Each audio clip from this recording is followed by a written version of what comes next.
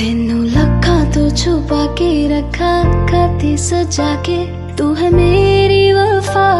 আমরা মেয়েরা যখন জন্মগ্রহণ করি তখন থেকেই হয়তো আমাদের মাথায় চলে আসে যে আমাদের পরিবার সামলাতে হবে, সমাজ সামলাতে হবে, ঘর বাড়ি সব সামলে নিতে হবে। আমরা কিন্তু এক হাতে সব কিছু করতে পারি। ছোট্টবেলায় আমার আম্মু যখন রান্না করতো আমি আমার আম্মুর পাশে বসে থাকতাম। আমার আম্মু যখন পেঁয়াজ দিত, মশলা দিত, আমি একটু নাড়াচাড়া করতাম আর চিন্তা করতাম, অবাক হতাম এতগুলো মাংসের মাঝখানে কতটুকু মশলা দিতে হয়, কিভাবে লবণ দিব আম্মু, আমি কিভাবে বুঝবো। আমার মা বলতো যেদিন তোর ঘাড়ে আসবে ঠিক সেদিন পেরে যাবে। এটা কিন্তু সত্যি কথা, এটা বলতে কোনোই লজ্জা নেই যে আমি কিন্তু আমার বাবার বাসায় কোনোদিন কোনো কাজ করে খাইনি। কারণ আমার মা যেরকমই হোক আমাকে কিন্তু রাজকুমারীর মতো রেখেছিল। সে বলেছে তুমি যদি কোনোদিন স্বামীর সংসারে যাও তখন সব শিখে নিবে। কেউ কিন্তু জন্মগতভাবে শিখে আসে না, কিন্তু মেয়েরা সব কিছু পেরে যায়। এই যে দেখেন আজকে যখন আমি আমার স্বামীর সংসারে আল্লাহর রহমতে কিন্তু অনেক কিছু পারি, বেশ অনেক জনের আয়োজন কিন্তু নিজে নিজে করতে পারি। একটা সময় ছিল যখন আমার বিয়ের নতুন অবস্থায় ছিল, আমি আমার স্বামীর জন্য শখ করে এটা সেটা রান্না করতাম, কিন্তু বেচারার মুখের দিকে তাকালেই আমি বুঝতে পারতাম যে সেই খাবারটা আসলে খাওয়ার যোগ্যই হতো না। কিন্তু আমার স্বামী সুন্দরভাবে খেয়ে নিত। সেই ক্ষেত্রে আমাকে অনেকে বলতো, আমার ননদ আমাকে বলতো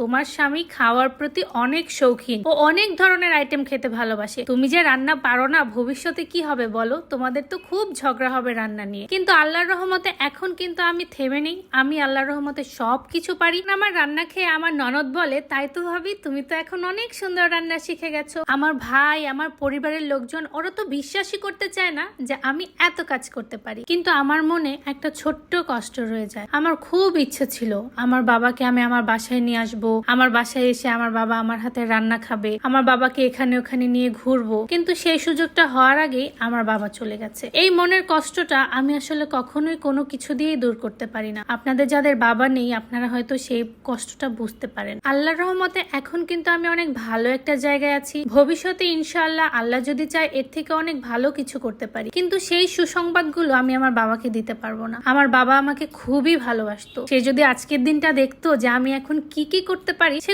অবাক হয়ে যেত। আমার বাবা সারা জীবন বলেছে আমার মেয়েটা কিচ্ছু করতে পারে না, কিন্তু দেখেন আজকে আমি অনেক কিছু করতে পারি। এবার পরে আসে স্বামী। আমার স্বামী আল্লাহর রহমতে অনেক সাপোর্টিভ, ও আমাকে সব সময় সাহায্য করে, সব কিছুতে আমাকে উৎসাহ দেয়। ওর বিশ্বাস আমি সব পারবো, ঠিক আমি একদিন সব কিছু পারবো। আজকে কিন্তু আমাদের বাসায় এসেছিল অনেকগুলো ভালোবাসার মানুষ, এতগুলো মানুষ এসেছিল। তো রাবে আপু কিভাবে চুপচাপ থাকে, আপু কিন্তু আমার সাথে চলে আসছে রান্নাঘরে হেল্প করার জন্য, যে ভাবি আপনি একা একা কেন রান্না করবেন, আমিও সাহায্য করি। এই মানুষগুলোর ভালোবাসা পেয়ে কিন্তু আমি অনেক কিছু ভুলে গিয়েছি। রাবে আপু কিন্তু একদম পাকা রাঁধুনি, ওর হাতের রান্না অনেক মজা। আমাদের এরকম ভালোবাসার বন্ধন যেন সারা জীবন অটুট থাকে। আপনারা আমাদের জন্য অনেক অনেক দোয়া করবেন, অনেক অনেক ভালোবাসা দিবেন। তো গল্প করতে করতে কিন্তু আমাদের রান্না বাড়া সব শেষ হয়ে গেল। এখন আমরা এই মজার বিরিয়ানিটা খাবো। আপনারা সবাই ভালো থাকেন, সুস্থ থাকেন, আল্লাহ হাফেজ।